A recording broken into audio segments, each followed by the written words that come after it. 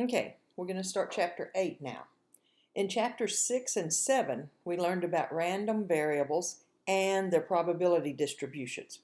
A random variable is a numerical measure of the outcome to a probability experiment. A probability distribution provides a way to assign probabilities to the possible values of the random variable. So for discrete random variables, we discussed the binomial probability distribution, and we assigned probabilities using a formula. For continuous random variables, we discussed the normal probability distribution. To compute probabilities for a normal random variable, we found the area under the curve. In this chapter, we're going to continue our discussion of probability distributions where statistics such as x bar will be the random variable. So statistics such as x bar are random variables since their value varies from sample to sample. For example, what if we were talking about the mean annual household income in the United States? So we might get a sample that tells us that the x bar, the mean of our sample, is $72,641. Well, then we could do another sample, but the mean might be $71,849. If we did a third random sample, we might get that the mean is $72,978, right? So that mean, the value of the sample mean, is going to vary. As such, they have probability distributions associated with them. So in this chapter, we're going to focus on the shape, center, and spread of statistics such as x bar. Okay, so the sampling distribution of a statistics is a probability distribution for all possible values of the statistic computed from a sample size n. Okay, the sampling distribution of the sample mean, x bar, right? Regular sampling distribution of x bar is the probability distribution of all possible values of the random variable computed from a sample size of n that has a population mean, standard deviation, sigma. Okay, so it's really nothing different. It's just all our data. Well, here, let's look at an example. Okay, so the idea behind obtaining a sampling distribution of the sample mean is right here. Step 1, we're going to obtain a simple random sample of size n, and we're going to compute the sample mean. So that's what we've done so far. But then, assuming we're sampling from a finite population, okay, repeat steps 1 and 2. So we're going to obtain another simple random sample of size n and compute the sample mean, and another one, until all distinct simple random samples of size n that we need have been obtained. Now, one thing to note is that once a particular sample is obtained, it cannot be obtained a second time, right? So they're all different samples. So we're going to consider 2 possibilities. We're going to do a sample from a population that's normally distributed, and then we're going to talk about samples from a population that is not normally distributed. So in this example, we're talking about a normal population. Okay, so the weights of pennies minted after 1982 are approximately normally distributed with a mean of 2.46 grams and a standard deviation of 0.02 grams. So approximate the sampling distribution of the sample mean by obtaining 200 simple random samples of size n equals 5 from this population. Okay? So the data on this slide and the next represent the sample means for the 200 random samples of size n equals 5. So what that means is we had all these pennies, right? And we picked up 5 of them and weighed them. and found the mean of those 5 to be 2.444 grams. And then we picked up 5 more and weighed them, and here was their mean. And then we picked up 5 more and weighed them, and here was their mean. On and on and on until we had done that 200 times. Okay? And then this becomes our data, even though each one of these is actually a mean, right, of a random sample. So the mean of the 200 sample means is 2.46. Notice it's the same as the mean of the population that we said, right? When we computed the standard deviation of all these sample means, though, you're going to get 0.0086, which is smaller than the standard deviation of the population. Okay, the next slide is going to show the histogram of the sample mean. So this is all stuff we've already done, so they're just letting them do it for us. Okay, so here's a histogram. Okay, so looking at this histogram, we can draw some conclusions. The shape of the distribution is approximately normal, right? I can draw kind of that curve up there. It's not skewed right or skewed left. I don't have a big tail on either one, so approximately normal. And as we stated earlier, the center, right, the mean is the same as the population mean was. So it was at 2.46. Look, here's 0.455, 0.465, so 2.46 would be right here. Okay, and the spread is less than that of the standard deviation. Okay, so the question then becomes, why is the standard deviation of the sample mean less than the standard deviation of the population? Okay, consider that if we randomly select any one individual, right, according to the empirical rule, that's our 68, 95, 99.7. According to our empirical rule, there's about a 68% chance that the weight of that penny is going to be between 2.44 and 2.48. Okay, and that's because, remember, if our mean was 2.46 and the standard deviation was 0.02, then one standard deviation away would be 2.44. Right, and then add 2.48. Okay, so if you pick any one penny, 68% chance it's between these two. So if we just picked 5 pennies, doesn't it stand to reason, right, that more of them will be closer together? Okay, so therefore, the spread and the distribution of sample mean should be less than the spread in the population from which the sample is drawn. Okay, so based on this, what role do we think the sample size plays? Okay, well, as the size of the sample increases, the standard deviation of the distribution of the sample decreases. Okay, so this says, approximate the sampling distribution of the sample mean, and we're still talking about the same problem we were talking about earlier, by obtaining 20 simple random samples of size n equals 20 from the population of weights of pennies minted after 1982. Okay, so all this is doing is asking us to repeat that previous problem with a sample size of 20 instead of 5. Okay, so here they've done that.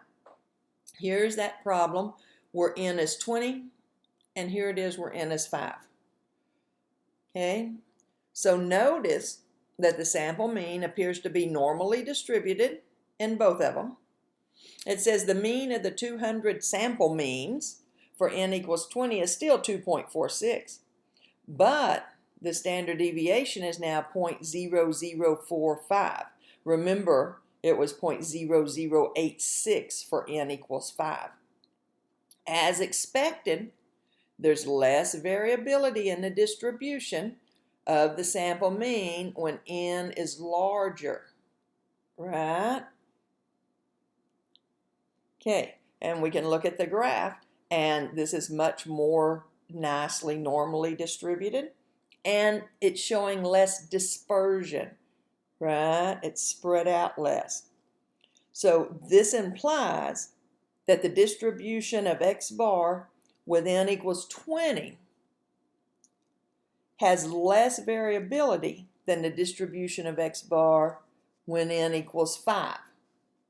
So from these results, we're going to conclude that as the sample size increases, the standard deviation of the distribution of x bar decreases. Okay, although the proof of this, and if you take some more advanced statistics classes, you'll do that, but it's beyond the scope of this class.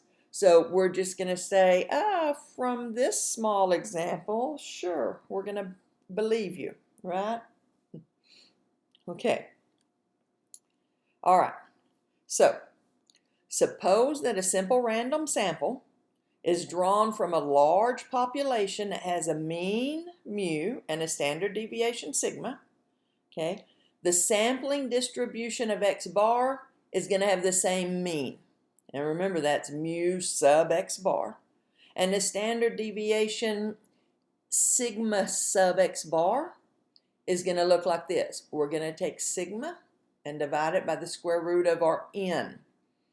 Okay, and this notation is read the standard error of the mean, right?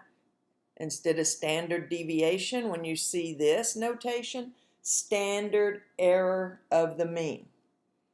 So for the populations that we were talking about in the previous slides, if we drew a simple random sample of size n, let me get my pen, okay, that had a mean, so it said the mean was 2.46, and it said sigma was 0.02. Okay, so for size n equals 5, okay, mu sub x bar is still 2.46. But the standard error of the mean, right, is now the standard deviation divided by the square root of n. Okay, so if we put that in our calculator, 0.02 divided by the square root of 5, we get it is now 0.0089. Okay, if we had n equals 20, like they ask us to do, mu sub x bar is still 2.46. But the standard error of the mean is now 0.02 divided by square root of 20. Okay, so putting that in our calculator, we get 0.00, I'm going to leave an extra 0.00447, which rounds to 0.045. Okay, so notice the standard error of the mean that we got on this one before from the actual sample was 0.0086, I believe. And this one was 0.0045. Okay, so very close, very close. Okay, so we got a new little formula.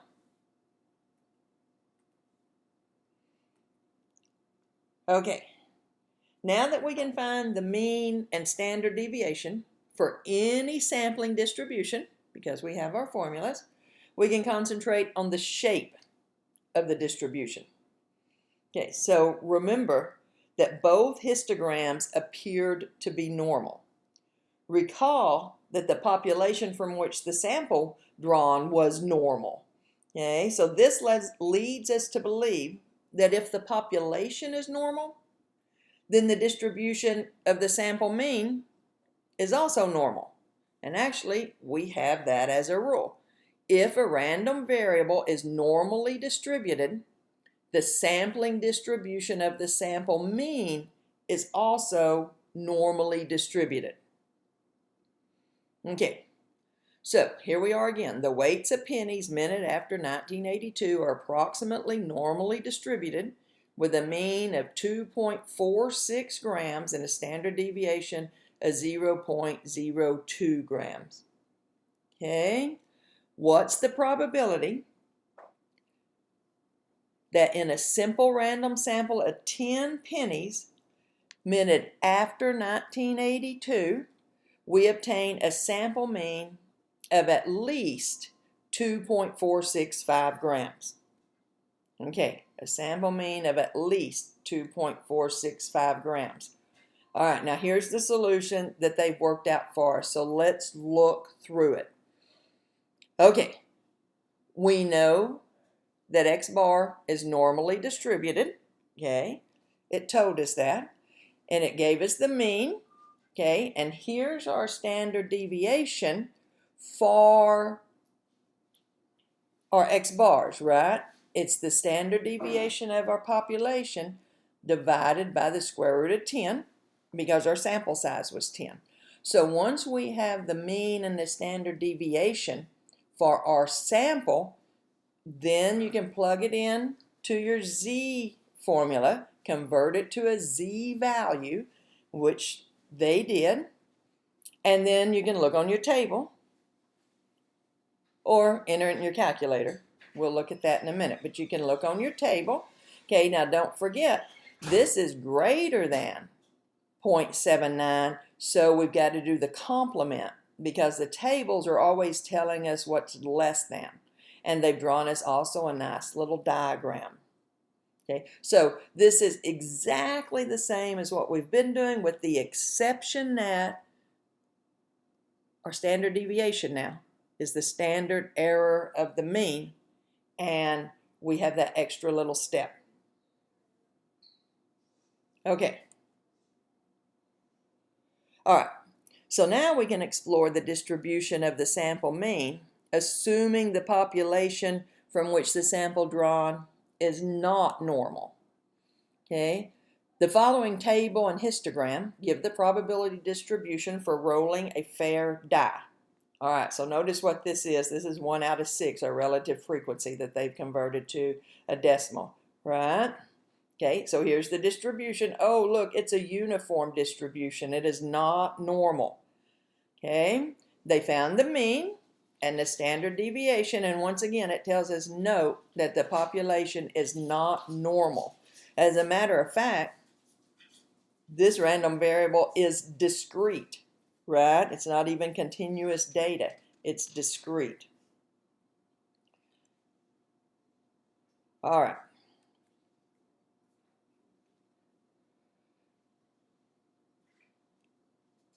So let's estimate the sampling distribution of X bar by obtaining 200 simple random samples of size n equals 4 and calculating the sample mean for each of the 200 samples, and then repeat for n equals 10 and n equals 30, which, you know, they've already done all that work for you. And here's the histograms for each of those, right? Okay, now here's our key points. The mean of the sampling distribution is equal to the mean of the parent population. Notice each one of these is between 3 and 4, right here at the mean, right here at the mean. 3.5 right here on this one. When our sample size is large, look how close it gets.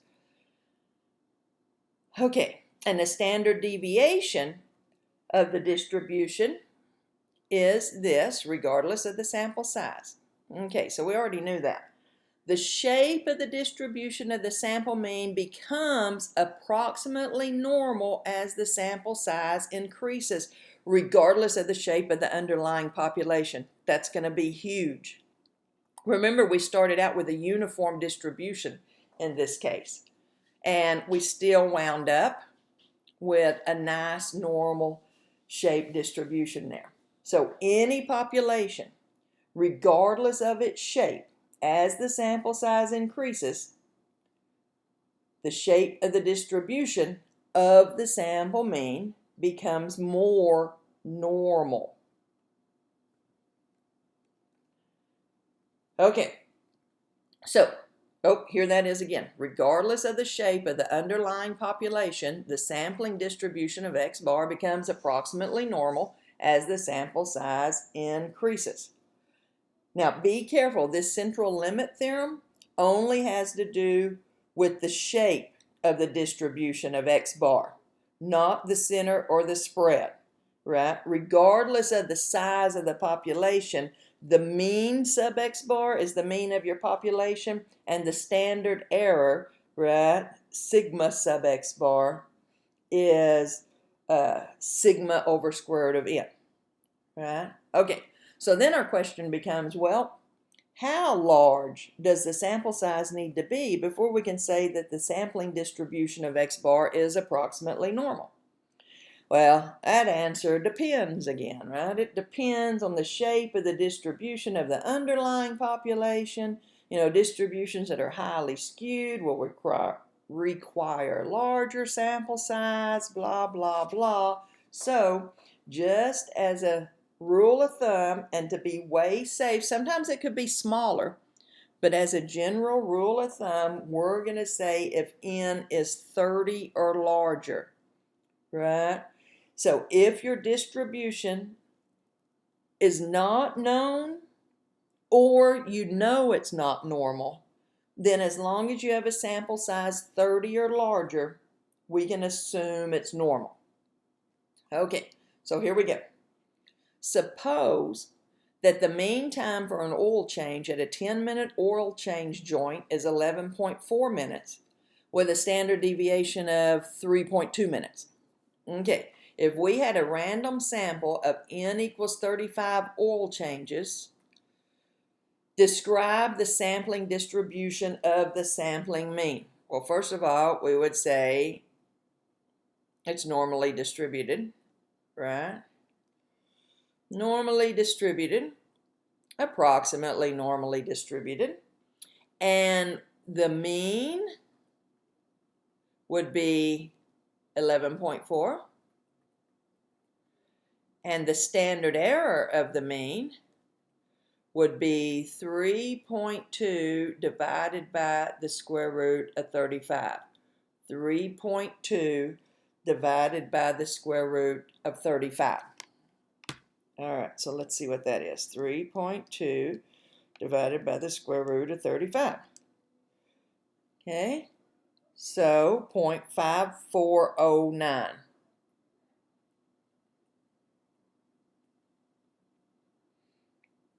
Okay, if a random sample of n equals 35 oil changes is selected, what is the probability the mean oil change time is less than 11 minutes? Okay, let's draw that just to make sure to gather all of our information. Okay, that means we've got 11.4. Okay, the standard deviation is 0.5409, so 11.4 plus 0.5409, 11.94, 11.94, and 11.4 minus 0.5409. Again, I'm just doing this just to help us keep everything together. 10.86. Okay, so we want to know less than 11 minutes. So that's somewhere, we'll say right up in here. Less than 11 minutes. Okay, so what we need to do is change this to our z values, our z scores, right? So we know that z is, we're less than 11. Oh, I'm sorry guys, y'all hear my dog is going up because we have a visitor outside, and he knows it, so now he's in here wanting to go out. Hopefully it won't get too distracting. So let's see. All right, we're doing a z-score. So minus the mean divided by our standard deviation, right, for this distribution. Let's put that in our calculator and see what we get. 11 minus 11.4 divided by 0.5409. Okay, so negative point, and since this is z-scores, we're going to round to 2 decimal places, so negative 0.74. Okay, so that's exactly the same if this were a 1. I'm sorry. If this were a 0, my dog is driving me nuts, and this was negative 1, and this would be 1, negative 0.74 would be in about the same, not about the same place, the exact same place, translating this to our z-scores. Okay, so then we're going to look on our chart or our calculator. I'll do both. By looking on our chart, let's see, I'm going to negative 0.7, 0, 1, 2, 3, 4. Okay, so we get then that the probability that x is less than 11 is 0.2296, 0.2296. Likewise, remember, we could do this on our calculator, right? Because we have our mean and standard deviation, so we could go second Bayes, go down to the normal cumulative distribution function and select that. Lower bound, we're less than 11, so we're going to say 0, 11, enter the mean, 11.4, and standard deviation 0.5409, and that way we get let me write this in a different one and see what we got on the calculator. 0.229799. 9799. So rounded, it'd be a 98 here. So a little different, but notice they both round to 0.23, 23%. Right? Okay, so does that make sense? Nothing different really except for how we get that standard deviation.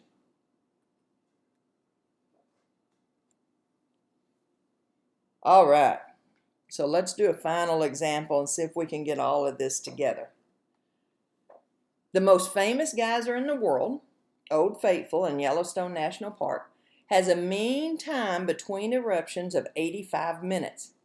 If the interval of time between eruptions is normally distributed, with standard deviation 21.25 minutes, answer the following questions. Okay, what is the probability that a randomly selected time interval between eruptions is longer than 95 minutes?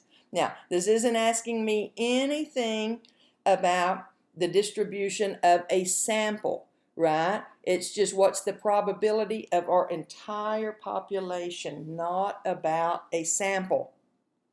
Okay, so we have that the mean is 85. Let me get myself a pen here. Okay, we have that the mean is 85 and sigma is 21.25. Okay. Okay, so we could convert that to our Z chart, which I'm going to do just to our Z value and use our Z chart, which I'm going to do just for practice, or we could do it in a calculator, which I'll also do, right? It might be nice to check ourselves. Okay, So Z then, in this case, would be 95 minus 85 over 21.25, giving us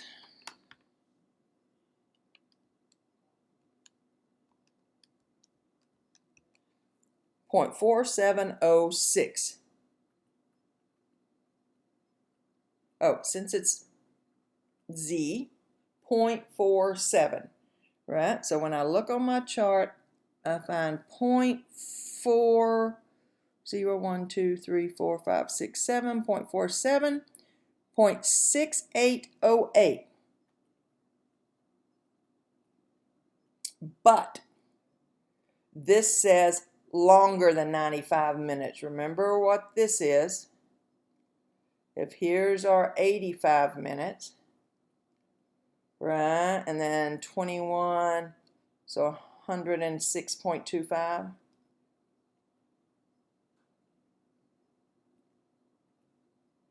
Or, right, then what this is giving us at 95 minutes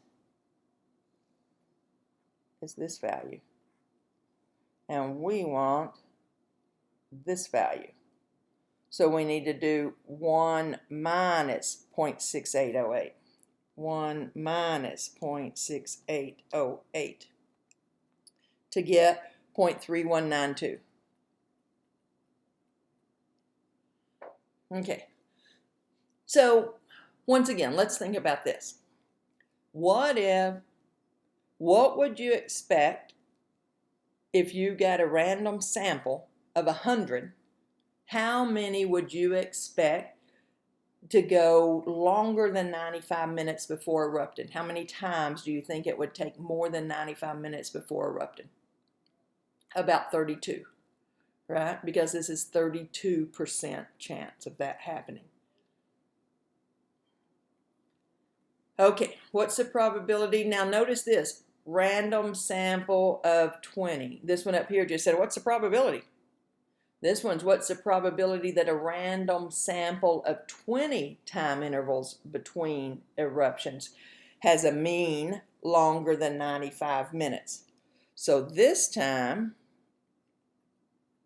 our mean is the same, but the standard error of the mean is not the standard deviation. Okay, it is the standard deviation divided by the square root of our sample size. All right, so let's put that in there. So 25 divided by square root of 20, 4.7516.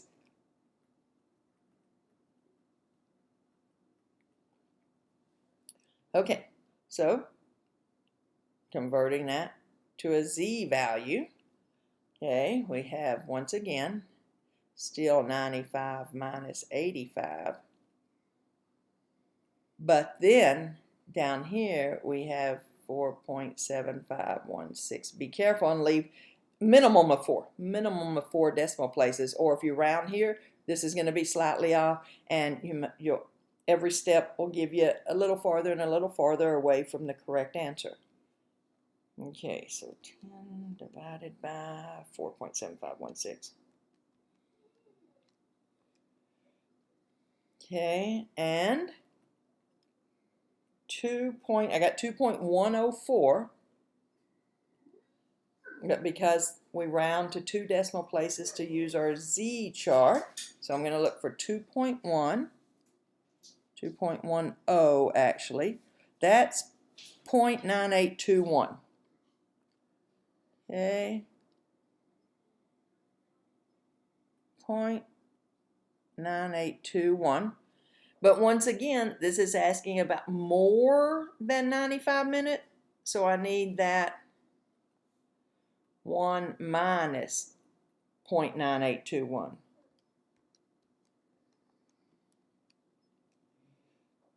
Okay, 0.0179. Okay, so if you had a random sample of 20, right, the probability that any of those take 95 minutes or longer out of just 20 to go off is like 2%. So you might only expect 2 out of those 20 to go off, as opposed to 32 out of the entire population. All right, we've got some C's, D's, and E's over here, but it's the same question, same information. So C, what's the probability that a random sample of 30 time intervals between eruptions has a mean longer than 95 minutes? Exact same question, except instead of n equaling 20, n equals 30. So mu sub x bar is still 85, but the standard error of the mean is now, let's see, what was it, 21.25, 21.25 divided by the square root of 30. So 21.25 divided by the square root of 30 is 3.8797. So let's do this one in the calculator, right? All right, so if I'm going to do this one in the calculator, okay, I do second Bayes to get up to my distributions, down to normal cumulative distribution function. Okay, and we're talking about 95. Man, what's the probability between it has a mean longer than 95 minutes? Okay, so 0, 95, because we have to do less than first, right? Have to do less than. Okay, then the mean. Whoops, entered it. No, is that a? Yeah, that's a comma. Okay, and then the mean, which is 85. And then the standard deviation for this one is 3.8797. 8797. Okay, and so we got in my calculator, I got 0.99502. But I need longer than 95 minutes. This is the probability or the area under the curve that's less than the 95 mark. So I need to subtract that from 1 to finally get, okay, 0.004, 0.004.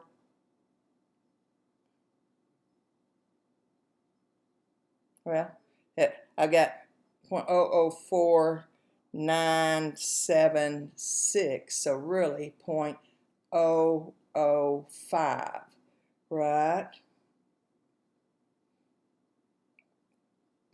Okay, so what effect does increasing the sample size have on the probability?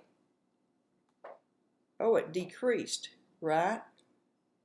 What we have whenever our sample size was 20, we got the probability was, okay, if n was 20, just recall, you should have this in your notes, if n is 20, we got the probability was 0.0174. And here, when n is 30, we get the probability was 0.005. So what happened to it? It decreased, okay? Which we should expect that because the standard error of the mean decreases when n increases, right? So that dispersion, that spread has decreased now. Okay, what might you conclude if a random sample of 30 time intervals between eruptions had a mean longer than 95? So you took a random sample of 30 and you found out that the mean was more than 95. Whoa, that would really be unusual. Okay, the probability that that's going to happen is very close to zero. Not really zero, but very close to zero. The probability of that happening is close to zero. So that would be unusual. And you might conclude that, hey, maybe the mean time of eruptions is really not 85. Maybe this is an error. Okay, on a certain day, suppose there are 22 eruptions as a random sample. The likelihood the mean length of time between eruptions exceeds blank minutes is 0.20. Okay, here's a working backwards one. So first of all, I've got to go to, now this time I can't use my calculator. I've got to go to my chart. Okay, and let's think this through to make sure we're doing the right thing. Okay, so it helps to think all this through.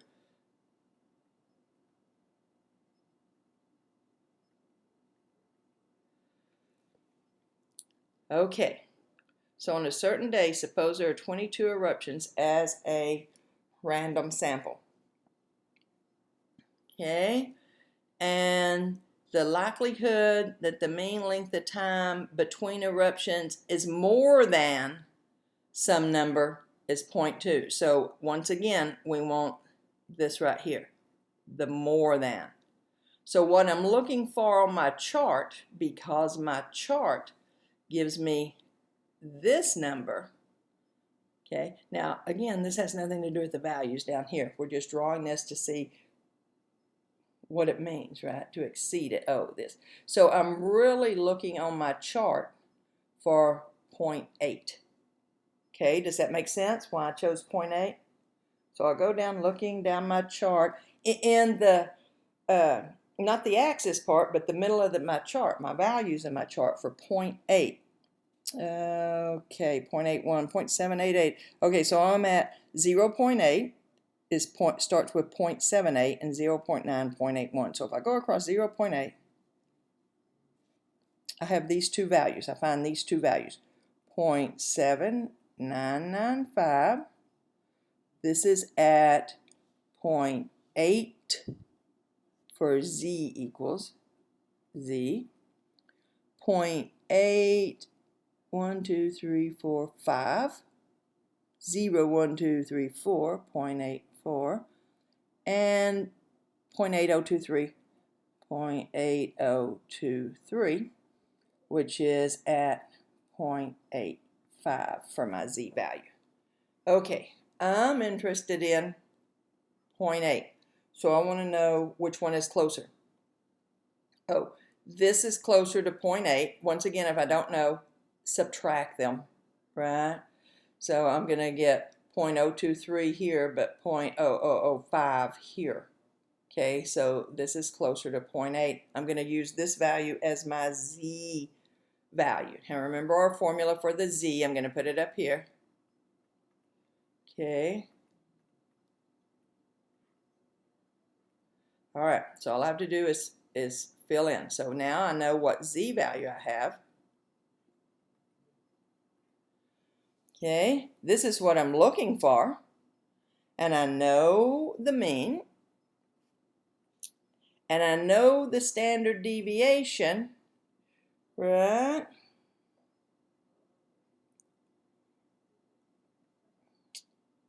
Let's see. Got to find the standard deviation.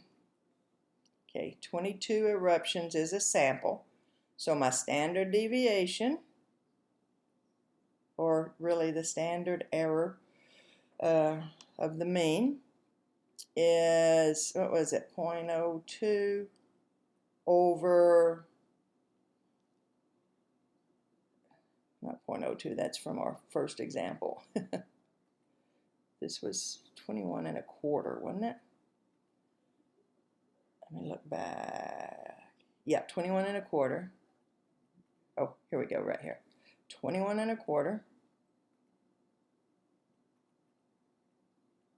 over the square root of 22 this time. Okay, 21.25 Okay, so I got 4.5305, right, from right here. 4.5305. And then I can just solve this for x. Okay, so let's multiply 0.84 times 4.5305 and then add 85. Do as many steps as you need to solve that little equation and you get 88.80562. So, okay, our x value for that would be about 88.8 minutes.